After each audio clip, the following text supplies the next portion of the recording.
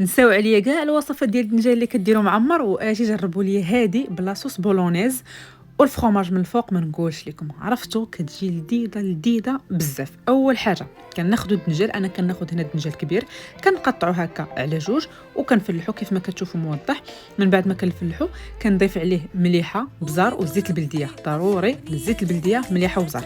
كنديروا في واحد اللاطه وكندخلوا الفران حتى كيتحمر وكيذوب لينا. في هذه الاثناء كناخذ واحد المقيله كندير فيها خير الله ديال زيت البلديه، البصله، خيزو، الثومه هكا مقطع اطراف، الكرافس، الملحه، البزار، وكنشحر الكل مزيان. من بعد ما كتشحر لينا كنضيف عليه مطيشه اللي كتكون محكوكه، المقادير كما غتكون مكتوبه لتحت، وصلصه الطماطم الجاهزه. كنخلطوا الكل مزيان حتى كتشحر لينا. كنضيف شويه الماء هنايا وكنضيف شويه الكبسه هنايا، كنبدا نحلفها كيف ما كتشوفوا وكنبدا نشحر فيها. هنايا ضفت معاه واحد الضامه ديال البنه وشحرت الكل مزيان حتى تشحرت لينا هذاك لاصوص ديالنا. وفي هذه الاثناء كيكون توالنا الدنجال كندوزو ناخذوه كنديروا فوق عليه طريف ديال الزبده والفرomاج غابي وكنبداو نمعسو فيه بهذا الشكل كيف ما موضح في الفيديو، وكنديروا فوق منه لاصوص بولونيز ديالنا وكنضيف عليهم شويه ديال الفرomاج هكا غابي من الفوق وكندخلهم الفران حتى كيذوب لنا داك الفرomاج.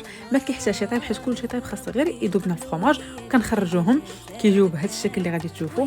ما نقولش لكم كيجيو لذاذ لذاذ لذاذ بزاف، ضروري خاصكم تجربوهم وتردوا عليا الخبر. وبالصحه والراحه.